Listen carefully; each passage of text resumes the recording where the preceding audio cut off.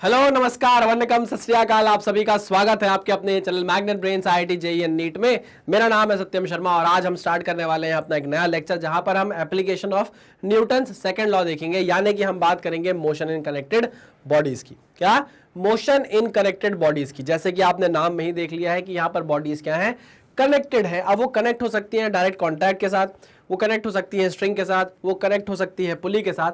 But जो पुली वाले questions होंगे हम वो हम क्या करेंगे, इंडिविजुअली देखेंगे जाकर किसमें, पुली वाले लेक्चर में। ठीक है ना। हाँ, ये बात सही है कि कनेक्टेड बॉडीज में पुली का केस भी आना चाहिए, बट क्योंकि लेक्चर बहुत ज्यादा लेंदी हो जाएगा इसलिए हम उसे अलग से देखेंगे पुली एंड कंस्ट्रेंट मोशन के साथ। ठीक है, ओके। तो क्या आप तैयार हैं आज के लेक्चर को स्टार्ट करने के लिए? जी सर, बिल्कुल तैयार हैं। तो मैं आपको बस इतना बोलना चाहूंगा कि पानी की बोतल, अपना दिमाग, पेन पेपर ये सब लेकर बैठे और लेक्चर को लगातार देखते रहे, कोई भी डिस्ट्रैक्शन आने ना दें। बस ये बात हमेशा की तरह मैं आज फिर क्लियर कर देता हूं कि मैग्नेट ब्रेन्स एक ऐसा प्लेटफॉर्म है जो कंप्लीटली फ्री एजुकेशन प्रोवाइड करता है। और फ्री का मतलब ये नहीं है कि कंटेंट से कॉम्प्रोमाइज किया गया हो, कंटेंट एकदम टॉप नॉच आपको प्रोवाइड किया जाता है। बदले में हम चाहते हैं थोड़ा सा प्यार, थोड़ा सपोर्ट आपसे, और वो आप हमें देते रहिए। हम आपके लिए नई नई चीजें लेकर आते रहेंगे। ठीक है, तो हम मोशन ऑफ कनेक्टेड बॉडीज पढ़ने वाले हैं। आपको पता है कि मैग्नेट ब्रेन्स ने आपके लिए पूरा कोर्स का मॉड्यूल तैयार करके रखा हुआ है नीट का, जिसमें हम आपको देते हैं chapter wise explanation videos, topic wise explanation videos, daily practice problem की PDF देते हैं हम आपको। वो PDF आपको सॉल्व करना है, नहीं सॉल्व होती है तो उसका सोल्यूशन वीडियो भी आपके सामने आता है। चैप्टर वाइज MCQs दिए जाते हैं, PYQs आपको दिए जाते हैं, डाउट सॉल्विंग सेशन आपके होते हैं, टेस्ट पेपर आपके लिए आता है, गाइडेंस होता है, चैप्टर वाइज 1 शॉर्ट रिवीजन होते हैं, और ऑनलाइन टेस्ट सीरीज की व्यवस्था भी आपके लिए की जा रही है, जहां पर आप चेक कर पाएंगे कि आपकी प्रिपरेशन कैसी चल रही है। ठीक है ना। तो चलिए स्टार्ट करते हैं आज के लेक्चर को, और जिसमें हम पढ़ेंगे मोशन इन कनेक्टेड बॉडीज। चलो आओ। एक चीज समझना कि होना क्या है, आपको मैं एक कंसेप्ट समझा देता हूं। आप वो कंसेप्ट अगर एक बार समझ गए तो बस टेंशन खत्म। होगा कुछ भी नहीं, यहां पर एक बॉडी इस तरीके की आपको दी जाएगी और दूसरी बॉडी इस तरीके से आपको दी जाएगी। हो सकता है 3 बॉडी भी हो, है ना। हो सकता है क्या हो, 3 बॉडीज भी हो। अभी शुरुआत में जब आपके लिए इजी क्वेश्चन बनेंगे, क्योंकि अभी हमने फ्रिक्शन पढ़ा नहीं है, तो यहाँ फ्रिक्शन का कोई भी इन्वॉल्वमेंट नहीं होगा। अच्छा, फिर बोला जाएगा कि सुनिए यहाँ पर लग रहा है F फोर्स, यहाँ लग रहा है F फोर्स, हो सकता है F फोर्स यहाँ से भी लग जाए, कोई बड़ी बात नहीं है। आपको दिया जाएगा मास M1, ये मास M2। ठीक है ना। फिर बोला जाएगा कि सुनो बताओ इस पूरे सिस्टम का एक्सेलरेशन कितना होगा, ये पूछ लिया जाएगा। या ये पूछ लिया जाएगा कि बता दीजिए इनके बीच में लगने वाला ये जो कॉन्टैक्ट फोर्स है, नॉर्मल रिएक्शन है, इसकी वैल्यू कितनी है। देखो ना, इसको आप नॉर्मल रिएक्शन बोल दो, है ना। अच्छा देखिए, इस ब्लॉक पर लग रहा है फोर्स, तो इस ब्लॉक को चलाने के लिए रिस्पॉन्सिबल तो ये फोर्स है। लेकिन ये वाला ब्लॉक क्यों चलने लगा? अगर चलता है तो क्यों चलने लगा? इसलिए चलने लगा क्योंकि इस वाले मास ने इस पर क्या लगाया होगा, कुछ फोर्स लगाया होगा, जिसने इसको चलने पर मजबूर किया है। और वही फोर्स क्या बनता है, कॉन्टैक्ट फोर्स बनता है, जिसको आप नॉर्मल रिएक्शन भी बोलते हो। क्लियर बात है? जी सर, एकदम क्लियर बात है। तो देखिए, ये जो N है ना, ये जो N है, ये और कुछ नहीं है, this is normal reaction, this is normal reaction, या मैं बोलूँ कॉन्टैक्ट फोर्स। नॉर्मल रिएक्शन तो वैसे भी क्या होती है, कॉन्टैक्ट फोर्स होती है, ये बात तो आपको पता ही होगी। ठीक है ना। ओके, तो इस तरीके के क्वेश्चन बनते हैं। यहाँ पर एक ब्लॉक और हो सकता है, फोर्स की पोजीशन इधर हो सकती है, फोर्स की पोजीशन किसी एंगल पर दे सकता है आपको, तो उसको रिजॉल्व कर लेंगे, कोई बड़ी बात नहीं है। बस एक बार कंसेप्ट समझ जाइए, आपकी सारी टेंशन खत्म हो जाएगी। अच्छा, इस तरह के क्वेश्चन भी आपको देखने को मिलेंगे कि भाई एक ब्लॉक यहाँ पर है, एक ब्लॉक यहाँ पर है, और एक और ब्लॉक यहाँ पर है। ऐसा कोई ब्लॉक है भाई, 3 ब्लॉक है मान लीजिए। अब इन तीनों ब्लॉक को कनेक्ट किया हुआ है भाई किसी वायर से, है ना। ये देखो, ये कनेक्ट कर दिया, ये देखो ये कनेक्ट कर दिया। ठीक है ना। यहाँ पे लगा दिया F फोर्स। अब यहाँ पर पूछेगा कि बताइए, अगर मास M1 ये है, मास M2 ये है, और मास M3 ये है, 3 मास है। ठीक है ना। M1 M2 M3 3 मास यहाँ पर है। ये फोर्स खिंचा, ये फोर्स लगा, तो ये पूरा सिस्टम भागने लग गया ए एक्सेलरेशन से। तो आपसे पूछेगा बताओ एक्सेलरेशन की वैल्यू कितनी है। साथ ही साथ बोलेगा कि बताओ यहाँ पर जो स्ट्रिंग्स है इस पर टेंशन कितनी होगी। आप देख पा रहे हैं कि यहाँ पर एक स्ट्रिंग ये है, तो इस पर टेंशन T1 होगी, इस पर टेंशन T1 होगी। अब स्ट्रिंग बदल गई है तो टेंशन भी बदल जाएगी, यहाँ टेंशन हो जाएगी T2, यहाँ टेंशन हो जाएगी T2। तो आपसे वो पूछेगा कि एक्सेलरेशन की वैल्यू बताओ कितनी है, T1 की वैल्यू बताओ कितनी है, और T2 की वैल्यू बता दो कितनी है। क्लियर? अच्छा, इन सारे क्वेश्चंस में एक बात याद रखिएगा, यहाँ पर जो स्ट्रिंग है ये अभी क्या है, आपको मासलेस दी गई है। क्या दी गई है? मासलेस दी गई है। हो सकता है क्वेश्चन को थोड़ा और लेवल बढ़ाने के लिए, क्वेश्चन का थोड़ा सा और लेवल बढ़ाने के लिए क्या कर देगा, आपको कुछ ऐसा दे देगा कि एक मास है M, एक मास है M, और इस पर एक आपको दे देगा रस्सी, ये एक रस्सी है, ठीक है। इस बार जो आपको रोप दी जाएगी वो क्या होगी, मासलेस नहीं होगी, उसका खुद का मास होगा क्या, स्मॉल m, और उस पर लगा दिया जाएगा फोर्स F।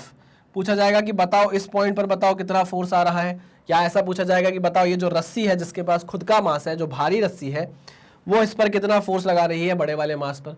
अच्छा, ये भी पूछ लिया जाएगा कि बताओ इस सेक्शन में यहाँ से x डिस्टेंस दूर जाके बताओ यहाँ पर कितना टेंशन आपको देखने को मिल रहा है। इस तरह के क्वेश्चन भी आपसे पूछे जाएंगे। अंतर क्या है इसमें और इस क्वेश्चन में, अंतर ये है कि यहाँ पर टेंशन नहीं बदलेगी। स्ट्रिंग, अगर स्ट्रिंग सेम है तो टेंशन क्या रहने वाली है, सेम रहने वाली है, तब जब आपकी स्ट्रिंग क्या हो, मासलेस हो और फ्रिक्शनलेस हो, है ना। अगर आपकी स्ट्रिंग मोटी हो जाती है, रस्सी मोटी हो जाती है, उसमें मास आ जाता है, तो फिर पूरी स्ट्रिंग में हर जगह टेंशन सेम नहीं होती है। आगे जाके आपको पता चलेगा, एक क्वेश्चन हम करेंगे, ठीक है ना। ओके, तो मोशन कनेक्टेड बॉडीज में इस तरह के क्वेश्चन आपको करने को मिलेंगे। अच्छा, पुली के क्वेश्चन भी होते हैं, जो वो भी क्या होते हैं, मोशन कनेक्टेड बॉडीज के ही होते हैं। इस तरह की पुली होगी, पुली में एक साइड पर ये मास लगा दिया जाएगा m, और ये दूसरे साइड से दूसरा मास लगा दिया जाएगा m। तो अगर आप इनको, इस माला को उतार लोगे पुली में से, तो ये क्या है, कनेक्टेड बॉडीज ही तो बन गई। अगर आप इस माला को पुली में से उतार लो और इसको फैला के ऐसे रख दो, तो एक मास इधर है, एक मास इधर है, और इसको एक स्ट्रिंग से जोड़ा गया है। समझे कि नहीं समझे? हाँ सर, समझ गया। तो ये सब एग्जाम्पल है किसके, मोशन इन कनेक्टेड बॉडीज के, ठीक है। हम इस चीज को अलग से पढ़ेंगे जब हम पुली की बात कर रहे होंगे, जब हम पुली का लेक्चर देखेंगे तब हम पुली के सारे केस को डिस्कस कर लेंगे, आप बिल्कुल भी टेंशन मत लीजिए। हाँ, एक कंस्ट्रेंट मोशन एक ऐसा टॉपिक है, पुली भी एक ऐसा टॉपिक है जहां पर आपको नीट में उतने क्वेश्चन देखने को नहीं मिलते हैं, है ना। तो आपको बहुत ज्यादा रिगरसली जाके, बहुत डेप्थ में जाके कंस्ट्रेंट मोशन पढ़ने की जरूरत नहीं है, पुली पढ़ने की जरूरत नहीं है। अगर आप बेसिक नॉलेज भी रखोगे अपना पुली का, तो आपसे सारे क्वेश्चन बन जाएंगे अगर आते हैं नीट के एग्जाम में। तो जैसे अगर आप नीट 2022 का नीट का पेपर देखेंगे, आपको फिर कोई पुली का क्वेश्चन नहीं देखने को मिलेगा। खैर 2022 का तो बहुत इजी पेपर था, पिछले 3 साल से 4 साल से बहुत इजी पेपर लगातार आता जा रहा है। तो आपको फिजिक्स को ऐसे डर के नहीं सॉल्व करना है, आपको ये समझ में आना चाहिए कि आप जितना पढ़ो उतना अच्छे से पढ़ो, जितना भी पढ़ो अच्छे से पढ़ो उतना, है ना। बहुत ऐसे बच्चे भी मैंने देखे हैं जो आखिरी मोमेंट पे तो नहीं बोलूंगा, लेकिन हाँ, वो ऐसा सोचते हैं कि भाई मैं इतना ही पढ़ूंगा, मैं 70% सिलेबस ही करूंगा, मैं कुछ टॉपिक नहीं पढ़ूंगा, और जब वो एग्जाम देने जाते हैं उनके मार्क्स बहुत अच्छे आते हैं। क्यों?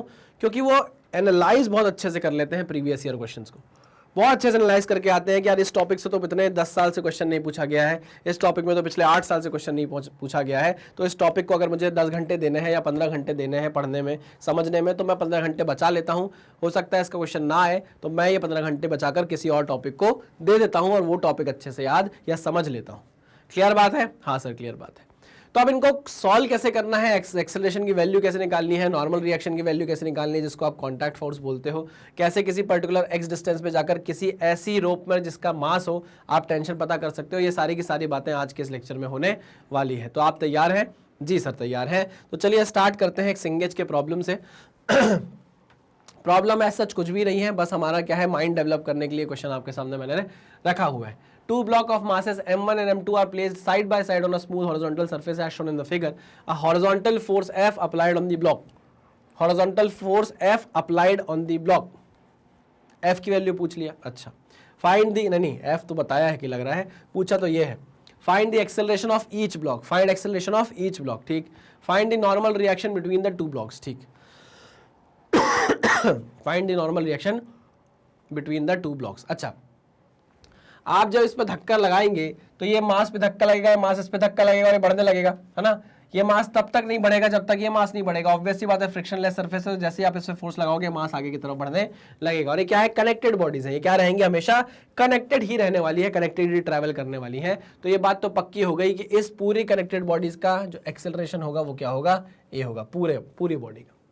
क्लियर? पूरी बॉडी मतलब इसका एक्सेलरेशन भी ये होगा, इसका एक्सेलरेशन भी क्या होगा, ये होगा, तब ये चिपक कर चल पाएंगे, कनेक्टेड बॉडीज रह पाएंगे। ओके, दूसरा उसने पूछा normal reaction between the two blocks. अब ये नॉर्मल रिएक्शन क्यों लगती है, कहाँ लगती है, ये हमको सब समझ में आएगा किसमें, फ्री बॉडी डायग्राम में। तो आइए मैं फ्री बॉडी डायग्राम बनाता हूँ, पहले m1 का बना देता हूँ, फिर मैं m2 का बना दूंगा, फिर मैं m2 का बना दूंगा।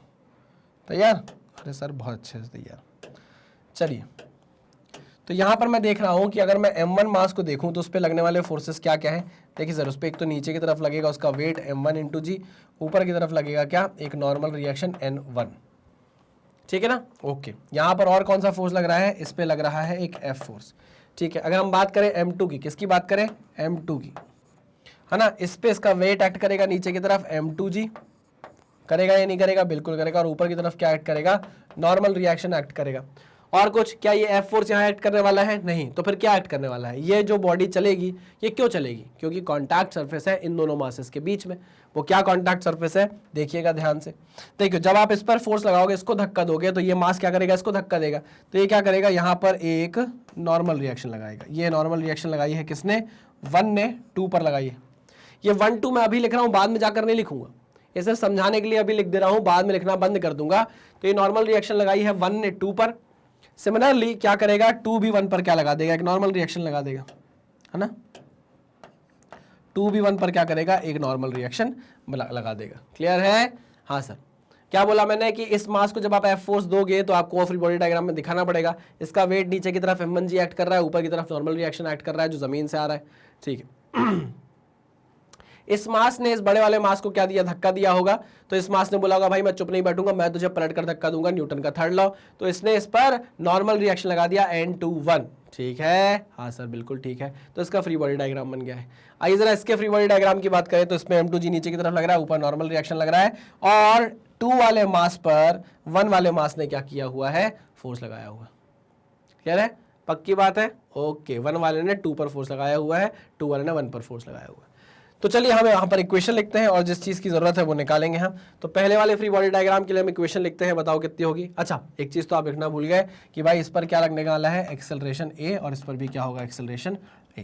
अच्छा, इस बॉडी को चलाने के लिए 2 फोर्स रिस्पॉन्सिबल है, देखो ना भाई, इस पर नेट फोर्स क्या बनेगा, F माइनस N2 यही बनने वाला है, नहीं पता सर। अच्छा चलो इसको गोली मारो, इसको देखो, मुझे बताओ कि ये जो नॉर्मल रिएक्शन है वो तो M2G को क्या कर देगा, बैलेंस कर देगा।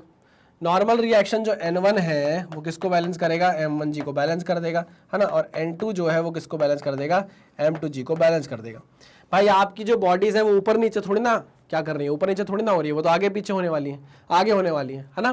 तो मतलब वर्टिकल डायरेक्शन में जो नेट फोर्स है वो क्या होने वाला है, 0 होने वाला है। ठीक है, ओके। तो N1 is equal to M1G and N is equal to M2G, इसको N2 बोल दो भाई, ये क्या है, N2। ठीक है, चलिए आगे बढ़ते हैं, अब काम की बात करते हैं। अगर आप सेकंड वाले ब्लॉक को देखो तो सेकंड वाले ब्लॉक पर जो एक्सेलरेशन आया है उस एक्सेलरेशन को लाने के लिए कौन सा फोर्स रिस्पॉन्सिबल है। भाई एक्सेलरेशन तभी आता है ना जब उस पर फोर्स लगाओ किसी बॉडी पर। तो अगर इस बॉडी पर एक्सेलरेशन A है तो मुझे बताओ इस बॉडी पर एक्सेलरेशन A लाने के लिए फोर्स कौन सा रिस्पॉन्सिबल है। तो आप बोलोगे सर ये तो इसके बराबर हो गया, कैंसिल आउट हो जाएगा। तो मुझे सिर्फ और सिर्फ ये एक नॉर्मल रिएक्शन यानी कि कॉन्टैक्ट फोर्स दिख रहा है जिसके कारण इस ब्लॉक में क्या आया होगा, एक्सेलरेशन आया होगा। तो मैं यहाँ पर इक्वेशन लिखता हूँ, क्या, N12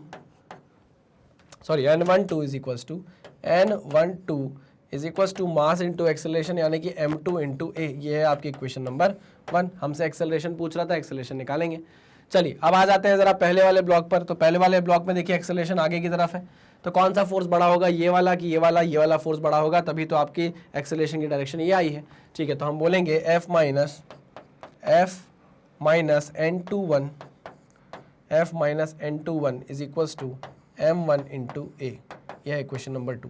अच्छा एक बात याद रखिएगा कि N21 is equal to minus of N12, है ना। बस डायरेक्शन अपोजिट है बट मैग्नीट्यूड क्या होने वाला है, सेम होने वाला है। क्लियर जी सर, एकदम क्लियर, एकदम क्लियर। चलो आगे बढ़ते हैं, आ जाओ। तो इसका मतलब ये है कि अगर मैंने इन दोनों इक्वेशन को जोड़ दिया, इनको क्या कर दिया, जोड़ दिया, तो आप जानते हैं दोनों तो बराबर है। ये क्या है भैया, बराबर है, पक्का, हाँ सर पक्का। तो ये क्या कर जाएंगे भाई, कट जाएंगे, पक्का, हाँ सर पक्का। ठीक है, तो मैंने इन दोनों को ऐड किया तो ये इससे क्या कर जाएगा, कट जाएगा, तो आ जाएगा F is equals to M1A plus M2A। तो यहाँ से आपकी एक्सेलरेशन की वैल्यू क्या आ गई, F upon M1 plus M2, F upon M1 plus M2, F upon M1 plus M2। Clear जी सर, एकदम क्लियर। तो यहाँ पर आप देख सकते हैं कि इस पूरे सिस्टम का एक्सेलरेशन कितना आया है, F upon M1 plus M2। अगर आप इसको गौर से देखो तो जो एक्सेलरेशन है वो आया हुआ है नेट एक्सटर्नल फोर्स, जितना भी सिस्टम पे नेट एक्सटर्नल फोर्स लग रहा है अपना upon total mass of the system, upon total मास। तो ये आपका क्या बन गया, एक शॉर्टकट बन गया कि कि भैया सिस्टम पर कितना नेट फोर्स लगा हुआ है वो लिखो, डिवाइडेड बाय सिस्टम का टोटल मास लिखो, आपको क्या मिल जाएगी, सिस्टम की एक्सेलरेशन मिल जाएगी। मतलब आप क्या कर रहे हो, आप इस चीज़ को एक सिस्टम मान रहे हो, आप इस चीज़ को क्या मान रहे हो, एक सिस्टम मान रहे हो। क्लियर बात है? हाँ सर। ये पूरा सिस्टम किस एक्सेलरेशन से जा रहा है, ए एक्सेलरेशन जा रहा है, जिसकी वैल्यू कितनी है, जितना एक्सटर्नल फोर्स लगा हो, नेट एफ अपॉन टोटल मास m1 प्लस m2। समझे कि नहीं समझे? हाँ सर समझ गया। तो पहला क्वेश्चन आपका हो गया, find acceleration of the each block. Next is, second is, second is find the normal reaction between the two blocks. अब आपको नॉर्मल रिएक्शन पता करनी है, यानी कि N12 या N21 की वैल्यू आपको फाइंड आउट करनी है। अब आप देखो यहाँ पर N12 क्या है, N12 बराबर है M2 इंटू ए के। एक्सेलरेशन की वैल्यू आप निकाल ली F upon M1 plus M2। तो हम बोल सकते हैं कि जो नॉर्मल रिएक्शन है उसका मैग्नीट्यूड लिख रहा हूँ मैं ना, डायरेक्शन छोड़ दो, सिर्फ मैग्नीट्यूड लिख रहा हूँ, वो किसके बराबर होगा, M2 into F upon M1 plus M2, F upon M1 plus M2। Clear है? जी सर एकदम क्लियर है। तो लो भैया वैल्यू आ गई, आंसर आ गया। हाँ क्लियर। तो आप ये दो फॉर्मूले याद रखेंगे, आपको अगर रखना हो तो। अगर आपको अपने आप पे भरोसा है कि नहीं मैं तो क्वेश्चन सॉल्व करके निकाल लूंगा सर, तो आप वैसे कर लीजिएगा, कोई टेंशन वाली बात नहीं है। तो आपने बी वाला पार्ट भी कर लिया है, ए वाला पार्ट भी कर लिया है। क्लियर? पक्का? जी सर पक्का। फोर्स इधर लगा था तो मास आपने ये वाला कंसिडर किया, M2 into F upon total मास। ठीक है ना, फोर्स इधर लग रहा होता, अगर इस डायरेक्शन से फोर्स लग रहा होता तो आप फिर मास वाला कंसिडर करते हैं, यहाँ पर आ जाता है M1 into F upon M1 plus M2। ये आपका M1 हो जाता है, ये वाला M2 हो जाता। ठीक है, हाँ हो ए ऊ औ अम आहा। चलो नेक्स्ट क्वेश्चन। अब यहाँ पर एक वैल्यू के साथ आपको क्वेश्चन दिया गया है। अच्छा, और देखिए यहाँ पर आपको एक कंसेप्ट भी क्लियर करेगा कि भाई इधर से फोर्स लगाओगे तो क्या होने वाला है, इधर से फोर्स लगाओगे तो क्या होने वाला है। आइए जरा देखते हैं क्वेश्चन क्या आपसे बोलने की कोशिश कर रहा है। तो solution, two blocks of masses 1 kg and 2 kg are placed in the contact on a smooth horizontal surface as shown in the figure. A horizontal force of 6 Newton is applied. A horizontal force of 6 Newton is applied. अच्छा, on a 1 kg block, ठीक है, इस side से लगाया गया है, and on a 2 kg block फिर उस साइड से लगाया गया। Find the force of interaction of the blocks. अब बच्चे से पूछा जाएगा कि बताओ इन दोनों केस में क्या नॉर्मल रिएक्शन बदल जाएगी क्या, यहाँ पर लगने वाली जो नॉर्मल रिएक्शन है। बच्चे बोलेंगे नहीं नहीं सर, ये जो बीच में लगने वाला कॉन्टैक्ट फोर्स है तो सब सेम ही रहने वाला है ना, क्या दिक्कत है। ठीक है, तो यही कंसेप्ट हम क्लियर करेंगे इस क्वेश्चन से कि अगर आप फोर्स की पोजीशन चेंज कर देते हो तो क्या नॉर्मल रिएक्शन में कोई चेंज आता है। तो हम पहले केस 1 कंसिडर करेंगे, पहला वाला केस 1। फ्री बॉडी डायग्राम बनाएंगे, वहां से 1 kg का ब्लॉक उठा के लाया जाए, 1 kg का ब्लॉक उठा के ले आए हम, फिर 2 kg का ब्लॉक उठाकर ले आए। ठीक है, आओ यहाँ पर लग रहा है 6 न्यूटन का फोर्स। सबसे पहले 6 न्यूटन का फोर्स, ये है 1 kg। 1 kg मतलब नीचे की तरफ लगेगा इसका वजन 1g, और ऊपर की तरफ लग रहा होगा नॉर्मल रिएक्शन N1। कोई दिक्कत परेशानी नहीं सर, कोई परेशानी नहीं है।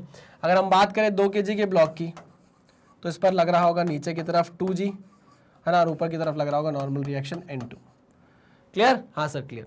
अब जब आपने इस ब्लॉक को धक्का मारा, इस ब्लॉक को आपने जब धक्का मारा तो ये ब्लॉक चुपचाप तो बैठेगा नहीं, ये धक्का आगे ट्रांसफर करेगा, आगे लगाएगा। तो मैंने बोला कि भैया इसने क्या किया, कॉन्टैक्ट फोर्स लगाया, नॉर्मल रिएक्शन इस डायरेक्शन में n, क्या लगाया n।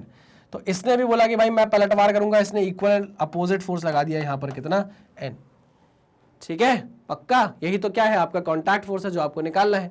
ठीक है, जैसे ही आपने फोर्स लगाया, यहाँ पर क्या होगा, एक्सेलरेशन प्रोड्यूस हो जाएगा। कोई यहाँ पर फ्रिक्शन नहीं है, तो एक्सेलरेशन क्या होने वाला है, प्रोड्यूस होने वाला है। तो क्या हम पहले एक्सेलरेशन निकाल लें कितना आएगा, उससे हमारा काम और आसान बन जाएगा। तो अगर मैं बोलूँ आपसे कि ए की वैल्यू आपको निकालनी है, तो a is nothing but total force कितना लगा हुआ है upon total mass, total net force upon total mass. Total net force कितना लगा हुआ है 6 न्यूटन, टोटल मास कितना है 1 और 2 और 1 3 न्यूटन, है ना, सॉरी 2 और 1 3 kg, तो हो जाएगा 3 दूनी 6। तो एक्सेलरेशन की वैल्यू कितनी आ गई, 2 मीटर पर सेकेंड स्क्वायर। कितनी आ गई, 2 मीटर पर सेकेंड स्क्वायर। ए की वैल्यू आ गई है 2 मीटर पर सेकेंड स्क्वायर। क्या ये बात आपको समझ में आई? जी सर समझ में आ गई है। आगे बढ़ते हैं। ओके, अब आपने एक्सेलरेशन निकाल लिया, लेकिन आपसे वो पूछ रहा है कि कॉन्टैक्ट फोर्स निकालो कितना है, एन की वैल्यू निकालो कितनी है। अच्छा, अब आप एक चीज ध्यान से देखिए कि अगर इस ब्लॉक के पास एक्सेलरेशन ए है और इस ब्लॉक के पास भी एक्सेलरेशन क्या है, ए है, तो आप देखिए ये वाला जो ब्लॉक है इसको चलाने के लिए सिर्फ और सिर्फ एक ही फोर्स रिस्पॉन्सिबल है, और वो कौन सा फोर्स है? ये नॉर्मल रिएक्शन। अरे भैया इसको चलाने के लिए तो दो फोर्स है ना, एक फोर्स ये है, इनका जो नेट निकल कर आएगा रिजल्ट वही क्या देगा? इस मास को एक्सेलरेशन देगा। लेकिन यहाँ पर ये जो मास है 2 kg का, उसको ए एक्सेलरेशन देने के लिए कौन रिस्पॉन्सिबल है? सिर्फ और सिर्फ नॉर्मल रिएक्शन। तो हम बोल सकते हैं क्या कि n is equals to mass into acceleration, 2 into a, mass into acceleration. A की वैल्यू आपने खुद निकाली अभी 2 मीटर पर सेकेंड, तो ये कितना हो जाएगा? 4 न्यूटन। तो यहाँ पर n की वैल्यू कितनी आ गई है? 4 न्यूटन। ये जो नॉर्मल रिएक्शन लग रहा है ये कितना लग रहा है? 4 न्यूटन लग रहा है। ठीक है, समझ में आ गई बात? जी सर समझ में आ गई। अब क्वेश्चन कैसे बदलता है, वो बोल रहा है कि 6 न्यूटन यहां से उठाओ और इसके किसके पीछे लगा दो? 2 kg के पीछे लगा दो। आइए इसको सॉल्व करने की कोशिश करते हैं। आपको समझ में आ गया है तो आप भी सॉल्व कर सकते हैं, रुके रहने की जरूरत नहीं है, आप आराम से बढ़ते चलिए आगे। नेक्स्ट, अरे ये मैंने क्या कर दिया, पूरा ही मिटा दिया क्या? पूरा नहीं मिटाना है।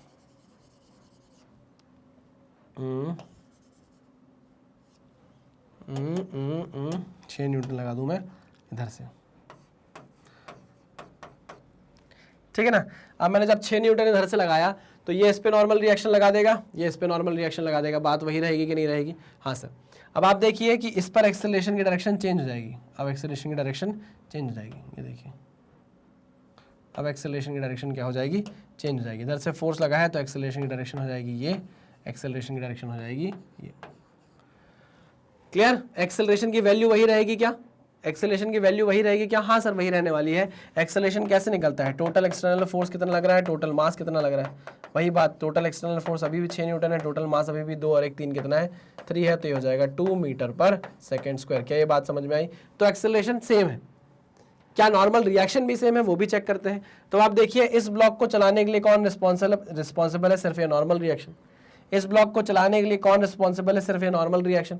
अगर आप इस ब्लॉक पर आओगे तो देखिए 6 न्यूटन इधर लग रहा है, नॉर्मल रिएक्शन इधर लग रहा है, तो इसका जो नेट फोर्स बनेगा वो एक्सेलरेशन देगा इस ब्लॉक को।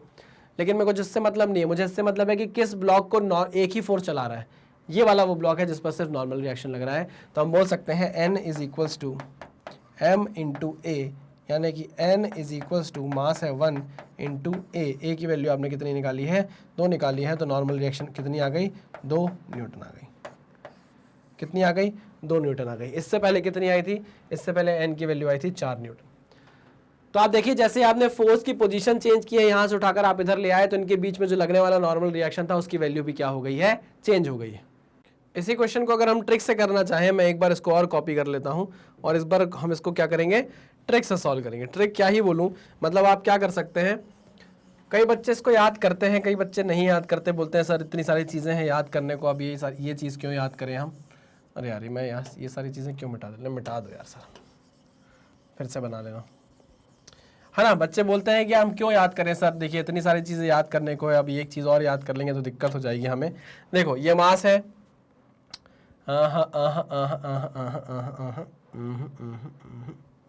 ये मास है 1 kg, ठीक है ना, और ये मास है 2 kg। पहले मैं फोर्स लगा रहा हूँ इस पे पर्पल कलर से 6 न्यूटन का इधर, है ना। ट्रिक से कर रहे हैं हम इसको, किससे सॉल्व कर रहे हैं? ट्रिक से सॉल्व कर रहे हैं, अगर किसी को याद रहती है तो। 6 न्यूटन का फोर्स पहले हमने यहाँ से लगाया, ठीक है ना, कोई फ्री बॉडी डायग्राम नहीं बनाया, कुछ नहीं किया। यह है हमारा m1 और ये है हमारा m2, है ना। एक्सेलरेशन में कैसे निकाल सकता हूँ? मुझे पता है कि मुझे टोटल फोर्स चाहिए, टोटल फोर्स चाहिए कितना लग रहा है, या नेट फोर्स बोलना चाहिए, टोटल नहीं, नेट फोर्स कितना लग रहा है वो चाहिए सिस्टम पर, है ना, डिवाइड बाय जो टोटल मास है। क्या है? टोटल मास है, ठीक है ना। तो नेट फोर्स अगर हम देखें, नेट फोर्स अगर हम देखें तो कितना लग रहा है? सिर्फ और सिर्फ 6 न्यूटन का। टोटल मास देखें तो 1 और 2 कितना हो गया? 3 हो गया। तो यहाँ से आप बोल सकते हो एक्सेलरेशन 2 मीटर पर सेकेंड स्क्वायर का रहेगा। बट अगर आपसे पूछता है कि बताओ इसकी वैल्यू बताओ नॉर्मल रिएक्शन की कितनी होगी, तो यहाँ पर एक नॉर्मल रिएक्शन ऐसे लगने वाला है, यहाँ पर एक नॉर्मल रिएक्शन ऐसे लगने वाला है। तो नॉर्मल रिएक्शन जो होगा वो और कुछ नहीं होगा, m2 इंटू जो f है divide by total mass m1 plus m2। अब यहाँ वैल्यू पुट करो, m2 की वैल्यू कितनी है? 2, फोर्स की वैल्यू कितनी है? 6, डिवाइड बाय टोटल मास 2 और 1 3, तो ये हो जाएगा 3, ठीक है ना। तो ये हो जाएगा 3 दूनी 6, तो कितना आ गया? 4 न्यूटन आ गया। आया कि नहीं आया? देखो कितना आया था? 4 न्यूटन आया था, ये देखो 4 न्यूटन आ गया। क्लियर है? ये लीजिए आंसर 4 न्यूटन। अब इसको दूसरे तरीके से करोगे, भाई फोर्स उठाकर लेकर आया मैं, फोर्स पहले इधर से लगा रहा था, अब मैं फोर्स इधर से लगा रहा हूँ, ये 6 न्यूटन हो गया है, ये फोर्स इधर लग गया। तो अब फोर्स अगर इधर लग गया तो इसके केस में m1 ये बन गया, m2 ये बन गया। समझे कि नहीं समझे?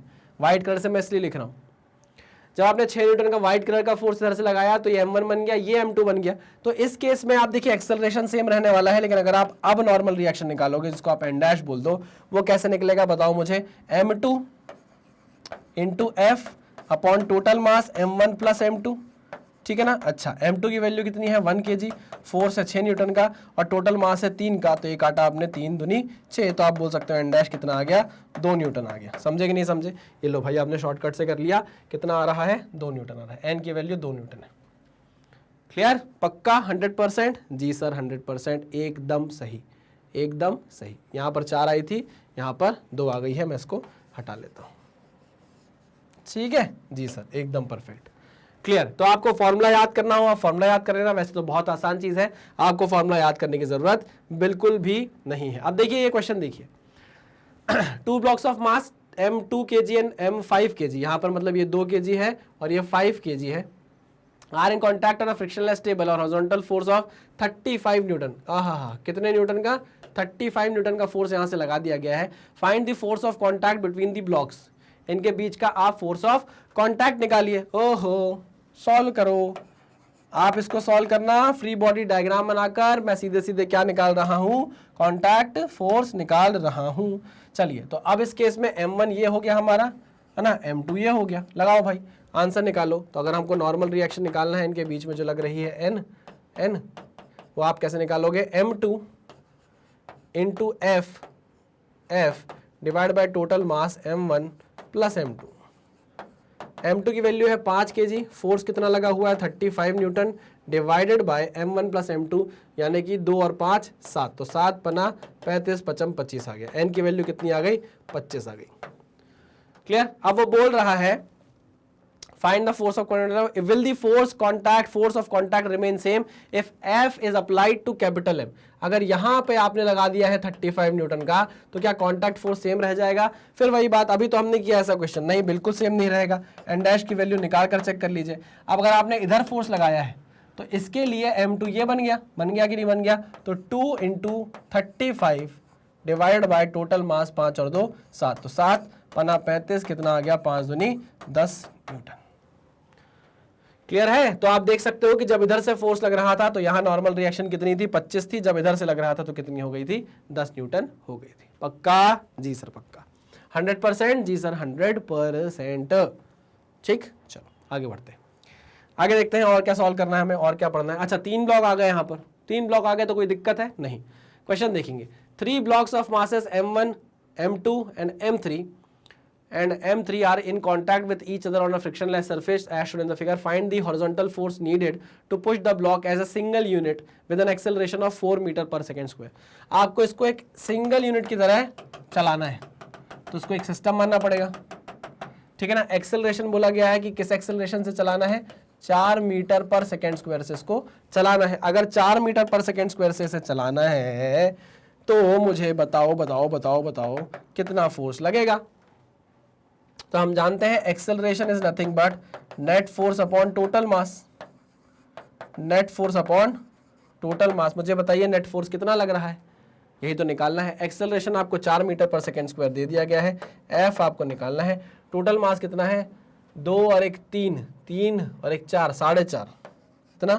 4.5 kg। तो हम बोल सकते हैं F is nothing but 4 into 4.5, ये पॉइंट हटाया, 10 लगाया, 2 दूनी 4, 2 पंचे 10, 5 नाम 42, 9 दूनी 18 न्यूटन का फोर्स। 18 न्यूटन का फोर्स आपको लगाना पड़ेगा, तब ये तीनों मासेस एक साथ जुड़ के 4 मीटर पर सेकेंड स्क्वायर से क्या करेंगे? ट्रैवल करेंगे, एक्सेलरेट करेंगे। ठीक है, आगे क्या बोल रहा है? Resultant force on the each block, resultant force on the each block मतलब यहां पर आपको जो नॉर्मल रिएक्शन लग रही है वो निकालना है।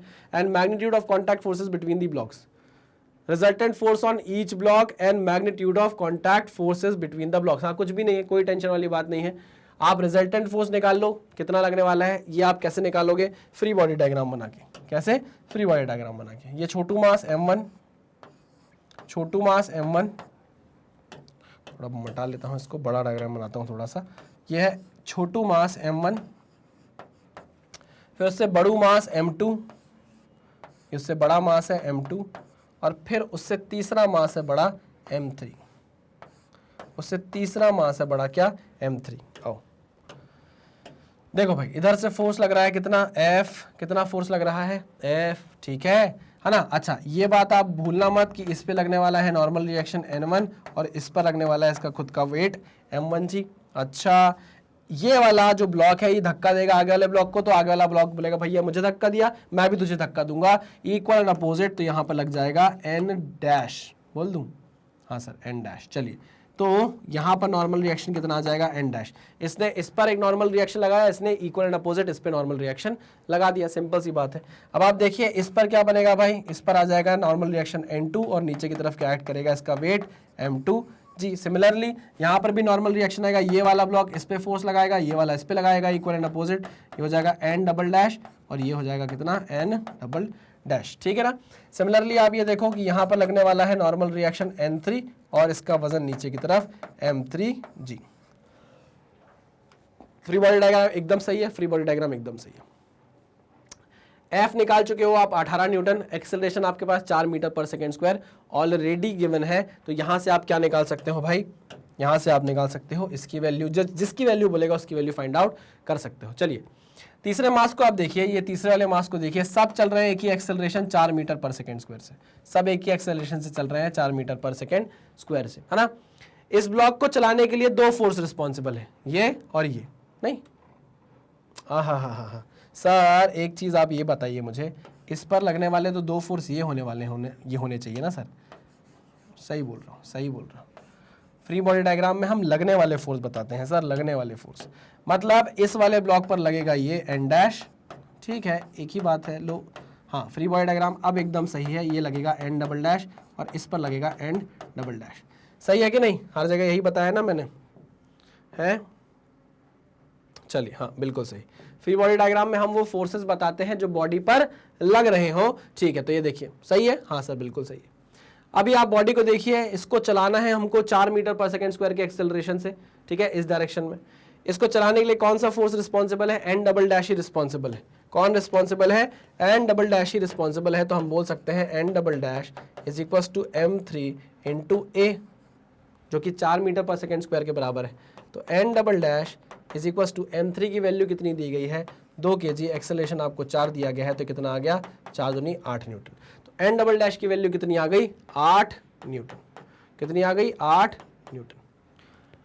सिमिलरली अगर आप इसको देखें, इसके लिए आप इक्वेशन क्या लिख सकते हैं, N डैश इस साइड जाएगा, एक्सेलरेशन इस साइड है, तो ये वाला फोर्स बड़ा होगा, N dash minus N double dash is equal to mass into acceleration, ठीक है ना। N डैश की वैल्यू आपको पता नहीं है, N डैश की वैल्यू आपको पता नहीं है, N डबल डैश की वैल्यू क्या होगी, N डबल डैश की वैल्यू आपने निकाली है 8 newton is equal to mass है इसका कितना, 1.5 kg, 1.5 इंटू एक्सेलरेशन है 4 का, पॉइंट हटाया 10 लगाया, 5 दूनी 10, 5 दिया 15, 2 दूनी 4, 3 दूनी 6 हुआ, 8 और 6 कितना हो जाएगा, 14 हो जाएगा। तो N डैश की वैल्यू कितनी आ जाएगी, 14 न्यूटन।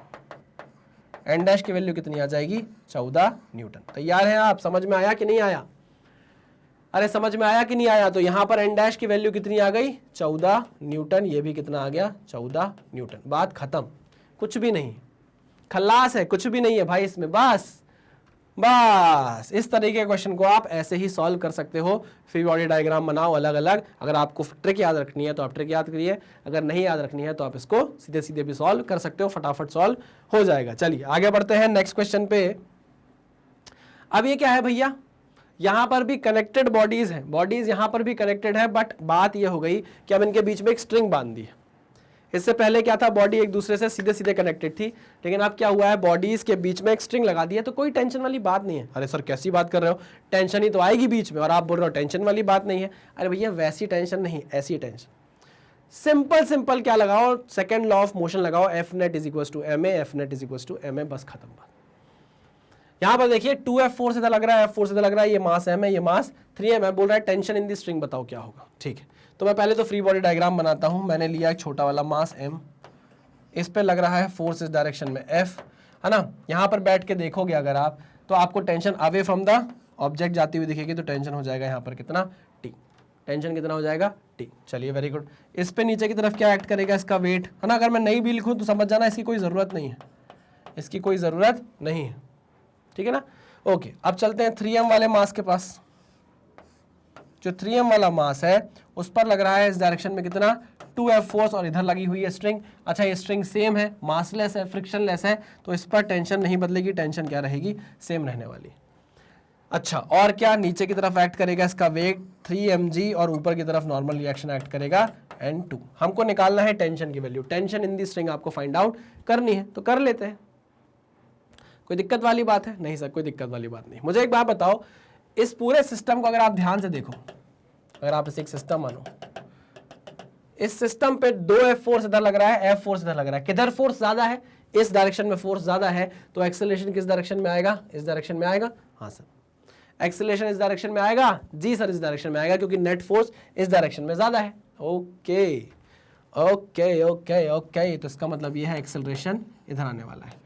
और दोनों ही ब्लॉक का एक्सेलरेशन सेम क्यों होगा, क्योंकि दोनों ही ब्लॉक एक ऐसी स्ट्रिंग से जुड़े हुए हैं जो कि इनएक्सटेंसिबल है, जो कि खिंच विच नहीं रही है, तो इसके कारण दोनों ही ब्लॉक का एक्सेलरेशन क्या चलेगा, सेम चलेगा। बात समझ में आ गई? जी सर, समझ में आ गई।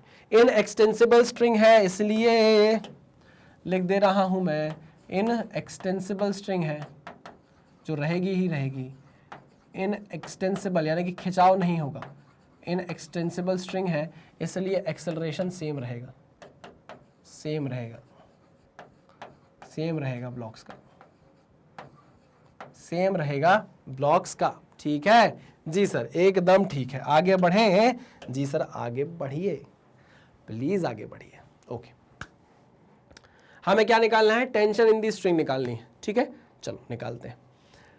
यहां पर आप मुझे एक्सेलरेशन बता सकते हैं कितना होगा? सर अभी तो नहीं बना सकते, हम इक्वेशन बना सकते हैं। तो इक्वेशन बनाओ, मुझे बताओ क्या होगा। देखिए यहाँ पर सर इक्वेशन अगर मैं बनाऊं तो एक इक्वेशन बनेगी। देखिए इधर जा रहा है, इधर जा रहा है, ये मास कहाँ जा रहा है, इधर जा रहा है, ठीक है ना। तो ये वाला फोर्स बड़ा होगा, तो T minus F is equal to M into a, पहली इक्वेशन। और अगर मैं इधर जाऊंगा तो एक्सेलरेशन इस डायरेक्शन में है, तो मैं लिखूंगा 2F minus T is equal to 3m into a. ये है आपकी दूसरी इक्वेशन। सही लिखा मैंने? हाँ सर, बिल्कुल सही लिखा। T माइनस एफ है भाई, T minus F, F minus T मत करना, T माइनस एफ होगा। चलो, तो हम यहाँ लिखते हैं T minus F is equal to M into a and 2F minus T is equal to 3m into a. अगर इन दोनों इक्वेशन को मैं क्या कर दूं, जोड़ दूं, सीधा सीधा क्या कर दूं, जोड़ दूं, तो ये माइनस टी, ये प्लस टी से कट जाएगा, ठीक है ना। 2F माइनस एफ किसके बराबर आ जाएगा, F के बराबर, और 3m प्लस एम ए क्या हो जाएगा, 4 टाइम्स ऑफ एम ए। तो इसका मतलब ये है कि एक्सेलरेशन की वैल्यू है F अपॉन 4m। क्या है, F अपॉन 4m। ये किसकी वैल्यू आ गई, एक्सेलरेशन की वैल्यू आ गई। लेकिन हमसे क्या पूछा है, अच्छा एक्सेलरेशन पूछा तो था, ये देखो एक्सेलरेशन आपसे पूछा था, तो हमने निकाल लिया एक्सेलरेशन F अपॉन 4m। अगर आपसे पूछता है टेंशन इन दी स्ट्रिंग बता दो, तो वैल्यू निकाल लो भाई सीधे सीधे। आप टेंशन की वैल्यू नहीं निकाल सकते क्या? आप इस इक्वेशन में पुट कर दो, इस इक्वेशन में किसकी वैल्यू, एक्सेलरेशन की वैल्यू। आओ पुट कर देते हैं। तो T is equals to M a plus F. A की वैल्यू कितनी है, F upon 4m, F upon 4 times of m plus F. तो यहाँ से m से m कट गया, F plus 4, F by 4 plus F is 4 एकम 4 और 1 5, 5F बाय 4, 5F बाय 4 के बराबर। ये किसकी वैल्यू आ गई, टेंशन की वैल्यू आ गई। लो 5F बाय 4, और एक्सेलरेशन की वैल्यू कितनी आई है, एक्सेलरेशन की वैल्यू आई है F बाय 4m। अब आप ध्यान से देखो अगर एक्सेलरेशन की वैल्यू को, तो ये क्या है बताओ मुझे। अगर आप थोड़ा सा दिमाग चलाएं, स्टार मार्क करता हूं मैं यहाँ पर। अगर मैं एक्सेलरेशन निकालने की कोशिश कर रहा हूं, तो क्या मैं नेट फोर्स अपॉन टोटल मास नहीं कर रहा? देखो, अगर आप इसे एक सिस्टम मान रहे हैं, तो इस सिस्टम पे लगने वाला फोर्स नेट कितना है, 2F इधर है, 2F इधर है, F इधर है, तो नेट फोर्स कितना लग रहा होगा, F ही लग रहा होगा। हाँ सर, बिल्कुल सही कह रहे हैं आप। तो acceleration is nothing but 2 times of F minus F divided by total mass कितना है, m प्लस 3m। तो यहाँ पर आंसर कितना आ जाता है, F अपॉन 4m। लो, इस तरीके से भी आप एक्सेलरेशन निकाल सकते थे अगर थोड़ा सा दिमाग लगाते तो। क्लियर है? जी सर, एकदम क्लियर है। तो चलिए आगे बढ़ते हैं, नेक्स्ट क्वेश्चन पे चलते हैं। In the arrangement shown in the figure, the strings are light and inextensible. The surface over which blocks are placed is smooth. Find the acceleration of the block.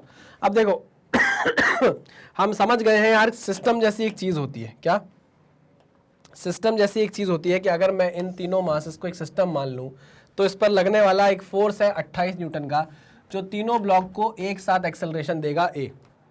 ठीक है ना। अगर मुझे एक्सेलरेशन निकालने के लिए बोला गया है तो मैं ज़्यादा टाइम वेस्ट नहीं करूंगा, मैं देखूंगा कि नेट फोर्स कितना लग रहा है सिस्टम पर और total mass of the system कितना है। फोर्स लग रहा है 28 न्यूटन का, टोटल मास है 4 और 2 6 और 1 7, है ना। तो हम बोल सकते हैं 7 चौक 28 यानी कि 4 मीटर पर सेकेंड स्क्वायर का क्या आएगा, एक्सेलरेशन आने वाला है। 4 मीटर पर सेकेंड स्क्वायर का एक्सेलरेशन आने वाला है। तो पहला क्वेश्चन तो झट से हमने सॉल्व कर लिया। अब इक्वेशन बना के करना हो तो आप कर सकते हैं। नेक्स्ट क्वेश्चन है the tension in each string. Tension in each string. अब देखो हम ना अब तेज हो गए हैं, अब हमें अलग से फ्री बॉडी डायग्राम बनाने की जरूरत नहीं है। हम जानते हैं कि अगर F फोर्स इधर लग रहा है तो यहाँ पर बैठ के देखोगे तो आप टेंशन लगेगी इधर डायरेक्शन में, और इधर देखोगे तो टेंशन लगेगी इस डायरेक्शन में। स्ट्रिंग सेम है तो टेंशन सेम रहने वाली है। स्ट्रिंग बदल गई तो टेंशन क्या कर जाएगी, बदल जाएगी। ये हो जाएगी T2 और ये भी हो जाएगी T2। मानते हो कि नहीं मानते? हाँ सर मानते। पक्का? जी सर पक्का। चलो अब मैं जरा इस ब्लॉक को उठाकर लेकर आता हूं, ये बनाता हूं यहाँ पर 4 kg का ब्लॉक। कितने kg का ब्लॉक है ये? 4 kg का ब्लॉक है। इस 4 kg पे आप देखिए T2 इधर लग रहा है, T2 इधर लग रहा है, और कोई फोर्स लग रहा है? नहीं। हाँ सर लग रहा है ना, एक नॉर्मल रिएक्शन लगेगा। अरे उसे बनाने की अब जरूरत नहीं है। देखो ये ब्लॉक्स ऊपर नीचे नहीं हो रहे हैं, ऊपर की तरफ नहीं जा रहे, नीचे की तरफ नहीं जा रहे, तो पक्की बात है कि नॉर्मल रिएक्शन mg के बराबर हो जाएगी। हमेशा नहीं होती, इस केस में हो जाएगी। नॉर्मल रिएक्शन mg के बराबर हो जाएगी। चाहो तो बना सकते हो, है ना। कंफ्यूजन अगर आपको है तो भाई आप बनाकर देख लो। यहाँ पर आएगा नॉर्मल रिएक्शन n और नीचे की तरफ एक्ट करेगा इसका वेट 4g, लेकिन n 4g के बराबर हो जाएगा।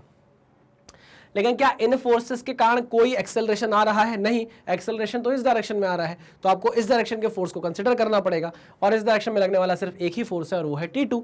तो लो भैया हम यहाँ पर लिखते हैं second law of motion N2, force is equal to mass into acceleration, force into mass into acceleration, 4 into 4 कितना हो जाएगा? 16। तो T2 की वैल्यू कितनी आ गई? 16 न्यूटन। ठीक है। अब आपको T1 निकालना है। क्या निकालना है?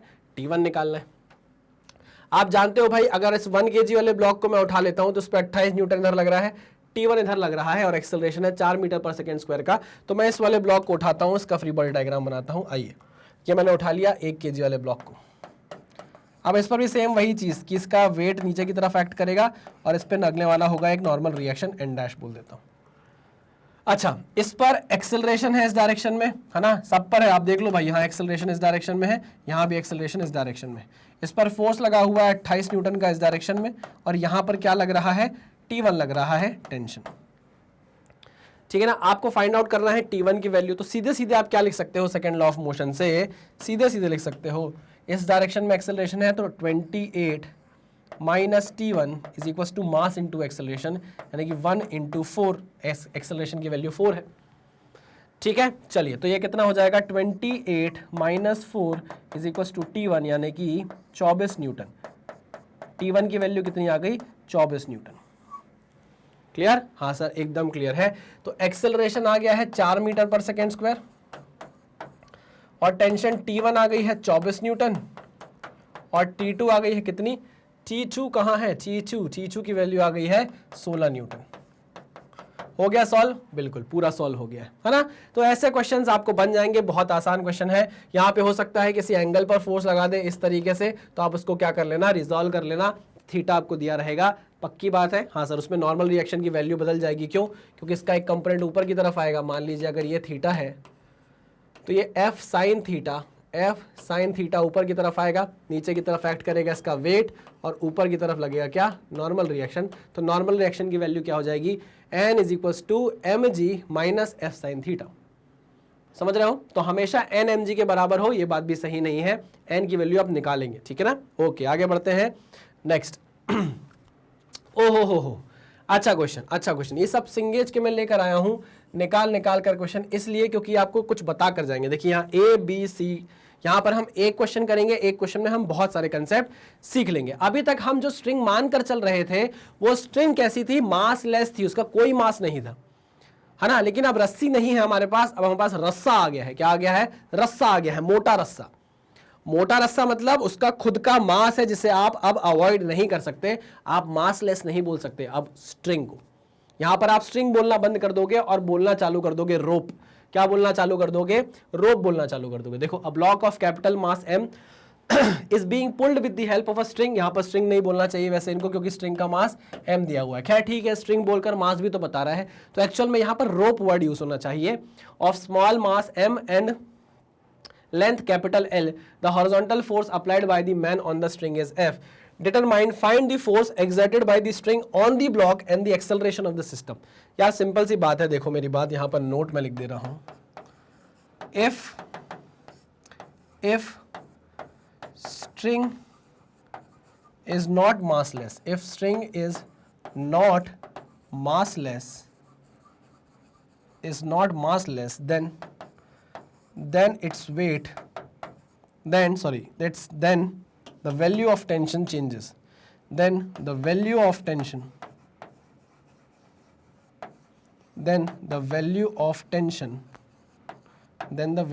tension across the string changes. मतलब it is not same everywhere, मतलब इसका मतलब यह है it is not same everywhere, it is not same everywhere, it is not same everywhere. Clear? जी सर, एकदम क्लियर है। पक्का? हाँ सर पक्का। चलिए, तो अगर आपको ये समझ में आ गया कि अगर स्ट्रिंग के पास मास है तो आप नहीं बोल सकते कि पूरी स्ट्रिंग में हर जगह टेंशन सेम रहने वाली है। मतलब हर डिस्टेंस पर टेंशन की वैल्यू अगर आप निकालोगे यहां पर, तो आपको टेंशन की वैल्यू क्या मिलेगी? बदलती हुई मिलेगी, चेंज होती हुई मिलेगी। हर पॉइंट पे टेंशन क्या हो जाएगी? चेंज हो जाएगी। तो ये हमारे लिए क्या है? एक नया टाइप ऑफ क्वेश्चन है। ठीक है सर, कैसे सॉल्व करना है आइए देखते हैं। पहला पॉइंट है find the force exerted by the string. String कितना फोर्स एक्सर्ट कर रही है ऑन द ब्लॉक? स्ट्रिंग कितना फोर्स एक्सर्ट कर रही है ऑन द ब्लॉक? आइए देखते हैं, करते हैं इस क्वेश्चन को। स्ट्रिंग कितना फोर्स एक्सर्ट कर रही है on the block? On the block आओ देखते हैं। थोड़ा मोटा रस्सा बना दूं, ठीक है ना? ओके, ऐसा कुछ है। समझ में आई बात? हाँ सर समझ में आ गई। अच्छा, इसका मास है कैपिटल M और इसकी लेंथ आपको दी गई है कैपिटल L और इसका खुद का मास है स्मॉल m, है ना। यहां पर मैं क्या करूंगा, मुझे बोला गया है कि इस स्ट्रिंग के द्वारा कितना फोर्स लगाया जा रहा है, कितना टेंशन लगाया जा रहा है जो इस मास पर आ रहा है, जो इसे खींच रहा है। क्वेश्चन में यही तो बोला गया है। पढ़ो, अच्छे से पढ़ो। Find the force exerted by the string. String कितना फोर्स एक्सर्ट कर रही है ऑन द ब्लॉक, मतलब आपको इस पॉइंट पर क्या निकालना है? वो फोर्स निकालना है जो ये स्ट्रिंग लगा रही है मास पर। तो मैं क्या कर रहा हूं? इसे तोड़ दे रहा हूं। क्या कर रहा हूं? इसे तोड़ दे रहा हूं, है ना। अलग अलग सिस्टम में, एक सिस्टम मैंने ये बनाया, है ना, और इसको पतला बना लेता हूं। एक सिस्टम मैंने ये बनाया, एक सिस्टम ये है और एक रस्सा है, रस्सा वाला सिस्टम अलग है, ठीक है ना। एक सिस्टम ये मैंने उठा के अलग अलग कर लिया। अब जरा समझेंगे क्या हो रहा है। आओ फ्री बॉडी डायग्राम बना रहे हैं। इसका मास है कैपिटल M, इसका मास है स्मॉल m, टोटल लेंथ पे डिस्ट्रीब्यूटेड है वो L पे, ठीक है ना। इस एंड पे लग रहा है फोर्स F, यही है ना, देखो भाई, हाँ ठीक है, खींचा जा रहा है ना तो फोर्स लगेगा उस डायरेक्शन में, तो इस पर फोर्स लग रहा है F। अब इस पे फोर्स लग रहा है F, मान लिया मैंने कि यहां पर टेंशन लग रहा है कितना? T। कितना लग रहा है टेंशन? T लग रहा है, ठीक है। अब मैं जरा इसका फ्री बॉडी डायग्राम बनाऊंगा तो क्या होगा बताओ मुझे। यहां पर बैठूंगा तो ये टेंशन इस पे इस तरह लग जाएगा, टेंशन T एक दूसरे को कैंसिल आउट कर देंगे, ये सिस्टम वापस बन सकता है। अरे भाई ये शुरू में अगर आप इसको कनेक्ट कर दो तो एक दूसरे को कैंसिल आउट कर देंगे, जुड़ के ये बन जाएगा कि नहीं बन जाएगा? हाँ सर बिल्कुल सही कह रहे हो, बिल्कुल सही कह रहे हो, ठीक है। इस पर और कोई फोर्स नहीं सर, और कोई फोर्स नहीं है, और कोई फोर्स नहीं है। अच्छा क्वेश्चन पे चलते हैं। The horizontal force applied by the monomer, find the force exerted by the string on the block and acceleration of the system। मतलब हमको acceleration भी find out करना है, ठीक है। तो आपको पता है कि ये स्ट्रिंग इस मास से अटैच्ड है, इनएक्सटेंसिबल है, तो यहां पर एक्सेलरेशन दोनों का क्या होने वाला है? सेम होने वाला है। इसका एक्सेलरेशन भी ये होगा, इसका एक्सेलरेशन भी क्या होने वाला है? ए ही होने वाला है, ठीक है ना। तो हम इसके लिए इक्वेशन ऑफ वो लिखते हैं, न्यूटन्स लॉज ऑफ मोशन लगाकर, सेकंड लॉ लगाकर सॉरी इसकी इक्वेशन लिखते हैं। वो क्या हो जाएगा? T is equals to capital M into a हो जाएगा। T is equal to capital M into a. हाँ सर, और यहां पर अगर आप लिखोगे इक्वेशन तो F minus T is equal to mass into acceleration. ठीक है, हाँ सर बिल्कुल सही है। अगर आप यहां से एक्सेलरेशन की वैल्यू फाइंड आउट करोगे तो वो निकल कर आएगी कितनी, net force upon total mass M capital M, यह है एक्सेलरेशन की वैल्यू। अगर आप टेंशन की वैल्यू निकालोगे तो टेंशन की वैल्यू निकल कर आएगी M capital M F upon total mass small M plus capital M. ये आ गई आपकी टेंशन की वैल्यू। ठीक है, मतलब ये जो स्ट्रिंग है वो इस मास पर कितना फोर्स लगा रही है, capital M into F upon small M plus M. कैसे निकाला, इन दोनों इक्वेशन को सिंप्लीफाई करके। इक्वेशन नंबर 1, इक्वेशन नंबर 2, इन दोनों को आप सिंप्लीफाई करोगे तो आपको एक्सेलरेशन की वैल्यू मिलेगी और टेंशन की वैल्यू मिल जाएगी। क्लियर बात है? हाँ सर। तो हमने कौन सा केस सॉल्व किया, जो पहला ऑप्शन था ए वाला। अब जरा आप बी ऑप्शन पे चलते हैं। बी में क्या बोल रहा है वो समझिएगा। बी में बोल रहा है find the tension at the mid point of the string. क्यों निकालने को बोल रहा है, क्योंकि हमें कंसेप्ट पता है कि स्ट्रिंग में मास है तो यहां पर स्ट्रिंग में टेंशन एक जैसी नहीं रहेगी, बदलेगी। तो चलिए मिड पॉइंट पर बोल रहा है स्ट्रिंग के टेंशन निकालो। आओ फिर से वही बात। अरे यार पीले कलर का बनाना है ना हमें। ठीक है, ये हमारा मास है, ठीक है, और रस्सा बनाना है हमें, रस्सा। हाँ देखो, अब मैं आधा रस्सा इधर बना रहा हूं, आधा रस्सा मैं इधर बना रहा हूं। क्यों? क्योंकि मुझे आधा ही रस्सा कंसिडर करना है। उसने मिड पॉइंट पे बोला है ना, तो L/2 रस्सा मैंने इधर ले लिया, L/2 रस्सा मैंने उसके साथ छोड़ दिया। मुझे मिड पॉइंट पे निकालना है क्या, टेंशन। ठीक है सर, तो यहां पर लेंथ कितनी हो गई है, L/2। ठीक है ना, अच्छा ओके। यहां लेंथ कितनी हो गई है, L/2। मास है यहां कैपिटल एम। ठीक है ना, ओके। अब जरा यहां पर फ्री बॉडी डायग्राम बनाते हैं, देखते हैं कौन कौन से फोर्सेस लग रहे हैं। आइए, तो यहां पर तो लग रहा है एक एफ फोर्स, एफ। ठीक, अब यहां टेंशन टी के बराबर तो नहीं हो सकती, टेंशन की वैल्यू कुछ बदलेगी, तो मैं यहां टेंशन बोल दे रहा हूं कितनी है, T1 है। अब इधर टेंशन T1 बोली आपने, तो इधर कितनी हो जाएगी, T1 हो जाएगी। तो ये सिस्टम अलग है, ये सिस्टम अलग है, लेकिन दोनों ही, ये मास और ये स्ट्रिंग क्या है, ये जो मास और स्ट्रिंग जुड़े हुए हैं, है ना। और ये जो स्ट्रिंग है ये इनएक्सटेंसिबल है, मतलब अगर मैं इसे यहां से खींचूंगा तो दोनों सेम एक्सेलरेशन से आगे बढ़ेंगे। मतलब इसका एक्सेलरेशन ए होगा और इसका एक्सेलरेशन भी क्या होगा, ए होगा। ठीक है ना। आइए इसके लिए हम इक्वेशन लिखते हैं। एक इंपॉर्टेंट बात, यहां पर जो टोटल एल लेंथ है उस पर छोटा एम मास डिस्ट्रीब्यूटेड है रस्से का। रोप का टोटल एल लेंथ जो है उस पर कितना मास डिस्ट्रीब्यूट हुआ है, एम मास डिस्ट्रीब्यूट हुआ है। टोटल एल लेंथ का मास स्मॉल एम है, तो मुझे बताओ 1 मीटर लेंथ अगर होती तो मास कितना होता, m/l होता कि नहीं होता? हाँ सर बिल्कुल होता। तो ये क्या है, this is mass per unit length, this is mass per unit length. हाँ सर बिल्कुल सही कह रहे हो। अब यहां लेंथ कितनी है, L/2 है। L लेंथ के लिए मास m है, एक यूनिट लेंथ के लिए मास m/l है। तो मुझे बताओ L/2 अगर लेंथ है तो मास कितना होगा, तो m/l इंटू L/2, ये कट जाएगा इससे, आंसर कितना हो जाएगा, m/2। मतलब इस आधे लेंथ के रस्से का, L/2 लेंथ के रस्से का मास कितना है, m/2। कितना मास है, m/2। क्लियर है? तो इधर मास कितना हो जाएगा, इधर भी मास हो जाएगा m/2। समझे या नहीं समझे? जी सर समझ गए। पक्का? जी सर पक्का। चलो वेरी गुड। अब आइए जरा इक्वेशन लगाते हैं हम, इस पर इक्वेशन लगाते हैं। बताओ मुझे, T1 इधर लग रहा है ना, T1 is equals to mass into acceleration. अब मास देखो ये भी है, ये भी है, तो आप टोटल मास लिखोगे m plus small m/2 into acceleration a। समझ रहे हो कि नहीं समझ रहे हो? हाँ सर बिल्कुल समझ रहे हैं। ये आ गई आपकी पहली इक्वेशन। अब दूसरी इक्वेशन बनाइए। दूसरी इक्वेशन में क्या होगा, यहां पर F फोर्स है, ठीक है ना, यहां पर देखिए T1 लग रहा है, एक्सेलरेशन इसी डायरेक्शन में है रस्से का, तो आप बोल सकते हो क्या, F minus T1 is equals to m/2 into acceleration A। Clear है? यह है इक्वेशन नंबर 2। अब आप इन दोनों की मदद से एक्सेलरेशन और टेंशन की वैल्यू निकाल सकते हो। जब आप एक्सेलरेशन की वैल्यू निकालोगे तो एक्सेलरेशन की वैल्यू आएगी F/m प्लस m, ये आएगी एक्सेलरेशन की वैल्यू।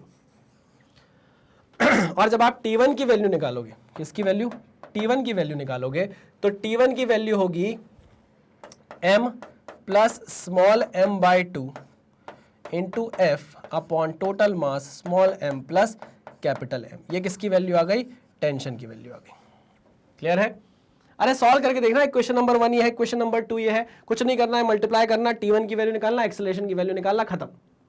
एक्सेलरेशन की वैल्यू वही आएगी देखो जो पहले आ रही थी, F upon M plus M, लेकिन टी की वैल्यू बदल गई। टेंशन की वैल्यू पहले ये थी, अब टेंशन की वैल्यू ये है। क्लियर? तो टेंशन क्या कर गई? मिड पॉइंट पर बदल गई है। मिड पॉइंट पर क्या कर गई? बदल गई है। इसलिए मैं आपको बोल रहा था कि अगर स्ट्रिंग में मास आ जाता है तो टेंशन लगातार चेंज होती रहती है। तो ये हो गया पहला पार्ट। दूसरा पार्ट, आइए तीसरे पार्ट पर चलते हैं। क्या बोल रहा है? Find the tension eight A distance x from the end. अब ये एक लेवल और बढ़ा दिया क्वेश्चन का कि किसी डिस्टेंस x पर जाओ और बताओ कि वहां टेंशन की वैल्यू कितनी है। किसी डिस्टेंस x पर जाओ और बताओ वहां पर टेंशन की वैल्यू कितनी है। तो आइए भाई करते हैं इसको कॉपी और सॉल्व करते हैं क्वेश्चन को फिर से, है ना। आइए आओ, अब देखिए मैं इसको हटा ही देता हूँ ना यार, नया बना लेता हूँ, है हाँ यार नया बना लेता हूँ, ज़्यादा अच्छा रहेगा। चलो एक और मैंने ऐड किया। अब यहाँ पर बनाता हूँ मैं ब्लॉक और ज़रा शुरू से सॉल्व करते हैं, है ना। ये है आपका ब्लॉक, ये है आपका तीसरा केस। और अब वो बोल रहा है किसी डिस्टेंस x पर जाओ, किसी डिस्टेंस x पर जाओ। तो मैंने रस्से का x पार्ट ले लिया और बाकी l माइनस एक्स पार्ट छोड़ दिया। नहीं आई बात समझ में? अरे पहले l/2 लिया था तो l/2 इधर छूट गया था। अब मैं कितना डिस्टेंस कितना लेंथ ले रहा हूँ रस्से की? x लेंथ ले रहा हूँ, तो ये कितना बचेगा? l माइनस एक्स नहीं बचेगा? हाँ ठीक है सर, इसका मास है m। ठीक, अब मुझे बताओ कि इसका मास कितना होगा। देखो सर, टोटल l लेंथ के रस्से का मास था स्मॉल m, यूनिट लेंथ के रस्से का मास हो जाता है m/l, मास पर यूनिट लेंथ। तो x लेंथ के रस्से का x लेंथ के रस्से का मास कितना होगा? m/l into x. यही होगा क्या? हाँ सर।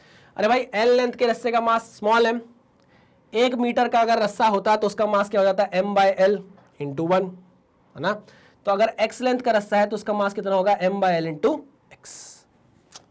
एक नंबर, ठीक है ना। तो इसका मास कितना है? इसका मास हो गया m/l इंटू एक्स। ये क्या है? इसका मास हो गया। क्या ये बात समझ में आ गई? हाँ सर समझ में आ गई। तो इसका मास कितना होगा मुझे बताओ। इसकी लेंथ कितनी है? l minus x. तो अगर l माइनस एक्स की लेंथ है तो फिर रस्से का मास कितना होगा? m/l into l minus x. ओहो m/l into l minus x. शानदार, एक नंबर, बहुत ही बढ़िया। आओ इसका फ्री बॉडी डायग्राम बना लेते हैं। इस पे लग रहा है, इस पे लग रहा है, सॉरी इस पे लग रहा है एक फोर्स F, ये ठीक है ना। यहाँ अब कोई टेंशन आ रही है T2, मुझे नहीं पता क्या आ रही है, लेकिन टेंशन की वैल्यू बदलेगी। T2 टेंशन आ रही है, ठीक। दोनों ही सेम एक्सेलरेशन से चलेंगे क्योंकि आपकी स्ट्रिंग क्या है? इनएक्सटेंसिबल है। ओके ओके, तो फिर यहाँ दो इक्वेशन बनेंगी। क्या मैं वो दो इक्वेशन बनाऊं? हाँ सर। तो पहले इक्वेशन बनाते हैं, देखिए इस मास और इस रस्से के लिए, ठीक है ना। T2 is equals to mass into acceleration. Mass कितना है? Capital M plus small m/l into l minus x. यही तो टोटल मास हुआ, हाँ। इंटू एक्सेलरेशन कितना? a। एक्सेलरेशन कितना? a। ये इक्वेशन नंबर 1 आ गई। अब इक्वेशन नंबर 2 बनाते हैं इसको देखकर, तो बताइए मुझे कितनी होगी वो? f minus T2 is equal to mass into acceleration. Mass कितना है? m/l into x into acceleration, equation number 2। फिर वही बात, दोनों इक्वेशन को आपको सॉल्व करना है। मैं सिंप्लीफाई करके आपको सीधे रिजल्ट देता हूं कि जब एक्सेलरेशन आप निकालोगे तो एक्सेलरेशन फिर आएगा f upon small m plus capital M। इसका क्या मतलब है? तीनों ही केस में एक्सेलरेशन क्या रहने वाला है? सेम रहने वाला है। और जब आप टेंशन निकालोगे T2, तो T2 की वैल्यू आएगी कितनी? टोटल मास कितना है इसका? Capital M plus small m/l into l minus x, ठीक है, इंटू फोर्स कितना है? F divided by total mass small m plus capital M। ये आने वाला है आपका टेंशन। तो आप देखिए टेंशन की वैल्यू x डिस्टेंस पर क्या हो गई है? फिर बदल गई है, ठीक है ना। अब आप बोलोगे सर ये कैसे आया है? अरे भाई सिंप्लीफाई करके आया है, सिंप्लीफाई करके आया है। मैं ये बिल्कुल नहीं बोल रहा कि आप ये रिजल्ट याद करो, मैं आपको सिर्फ ये बता रहा हूं प्रूफ करके कि हर एक्स डिस्टेंस पर जाकर आपके जो रोप है उसमें टेंशन की वैल्यू क्या कर जा रही है, बदल जा रही है। देख लीजिए, ठीक है ना। एक बार ये देखिए और एक बार ये देखिए, ठीक है ना। ये 3 क्वेश्चन में हमने समझ लिया कि ये जो नोट पॉइंट दिया गया था ये एकदम सही था, ठीक है ना। चलो, याद करने की कोई ज़रूरत नहीं है, सिर्फ समझने की ज़रूरत थी। आई होप आपको समझ में आ गया होगा हमको कैसे फ्री बॉडी डायग्राम बनाना था, कैसे अलग अलग करके सिस्टम निकालने थे। चलो आगे बढ़ते हैं। अब नेक्स्ट क्वेश्चन क्या है, 3 blocks are connected by string as shown in the figure and are pulled by a force of T3 = 120 newton. यहाँ पर 120 न्यूटन से क्या किया गया है, खींचा गया है, ठीक है ना। मास दिया है m1 5, 10, 15 kg। Calculate the acceleration of the system. अब यार यहाँ पर मैं कोई एक्सेलरेशन के लिए इक्वेशन नहीं बनवाऊंगा, एक्सेलरेशन मैं सीधे लिखूंगा कि यहाँ पर टोटल नेट फोर्स कितना लग रहा है डिवाइड बाय टोटल मास कितना है, ठीक है ना। नेट फोर्स सिर्फ एक ही लग रहा है, वो है 120 न्यूटन का, डिवाइड बाय टोटल मास है 5, 10, 15, 15, 15, 30 kg का टोटल मास है। 0, 3 चौको 12। तो यहाँ पर एक्सेलरेशन की वैल्यू कितनी आ गई, 4 मीटर पर सेकेंड स्क्वायर, 4 मीटर पर सेकेंड स्क्वायर। क्या ये बात समझ में आ गई? जी सर समझ में आ गई। एक्सेलरेशन इज 4 मीटर पर सेकेंड स्क्वायर। पक्का? जी सर पक्का। ठीक, आगे बढ़ते हैं। बोल रहा है calculate the acceleration of the system and the tension T1 and T2। Tension T1 and T2 भी निकालने को बोल रहा है। तो चलिए इस ब्लॉक को मैं बनाता हूं मास m1 को, है ना। मुझे पता है मास m1 पर सिर्फ और सिर्फ टेंशन T1 लग रहा है, एक्सेलरेशन की जिस डायरेक्शन है उस डायरेक्शन में सिर्फ एक ही फोर्स लग रहा है। ऊपर नीचे छोड़ दो, नॉर्मल रिएक्शन और वेट को छोड़ दो, वो एक दूसरे को बैलेंस कर रहे हैं। मैं देख रहा हूँ एक्सेलरेशन की डायरेक्शन यहाँ है, तो इस डायरेक्शन में कौन सा फोर्स लग रहा है m1 पे, सिर्फ और सिर्फ T1 लग रहा है, ठीक है ना। ये T1 फोर्स क्या जनरेट कर रहा है, एक्सेलरेशन जनरेट कर रहा है 4 मीटर पर सेकेंड स्क्वायर का। तो आप क्या T1 की वैल्यू नहीं निकाल सकते? बिल्कुल निकाल सकते हैं। T1 = m1 × a। m1 की वैल्यू है 5 kg, एक्सेलरेशन की वैल्यू है 4, तो T1 कितने के बराबर आ गया, 20 न्यूटन के बराबर आ गया, ठीक है। अब वो बोल रहा है T2 की वैल्यू निकालो, तो मैं इस मास 3 को लेकर आता हूं नीचे। ये मास m3 है ना। इस पे लग रहा है इस डायरेक्शन में 120 न्यूटन का फोर्स, इस डायरेक्शन पे लग रही है टेंशन T2, लेकिन मुझे पता है कि एक्सेलरेशन की डायरेक्शन होने वाली है यही 4 मीटर पर सेकेंड स्क्वायर की। इस डायरेक्शन में ही एक्सेलरेशन होने वाला है, ठीक है ना। ऊपर नीचे का फोर्स छोड़ दो, बैलेंस हो जाएगा। मैं जानता हूं कि अगर इस मास को इस डायरेक्शन में मूव करना है तो यहां पर इक्वेशन बनेगी F net 120 - T2 = मास इंटू एक्सेलरेशन, मास इंटू एक्सेलरेशन, ठीक है ना। यानी कि 120 - T2 = m3 की वैल्यू है 15 kg, एक्सेलरेशन की वैल्यू है 4, 15 चौको 60, है ना। तो यहाँ पर ये कितना हो जाएगा, 120 - 60 = T2। तो T2 की वैल्यू कितनी आ जाएगी, 60 न्यूटन। लो, हो गया क्वेश्चन सॉल्व, हो गया क्वेश्चन सॉल्व। एक्सेलरेशन की वैल्यू आ गई है 4 मीटर पर सेकेंड स्क्वायर, T1 की वैल्यू आ गई है कितनी, 20 न्यूटन, और T2 की वैल्यू कितनी आ गई है, 60 न्यूटन।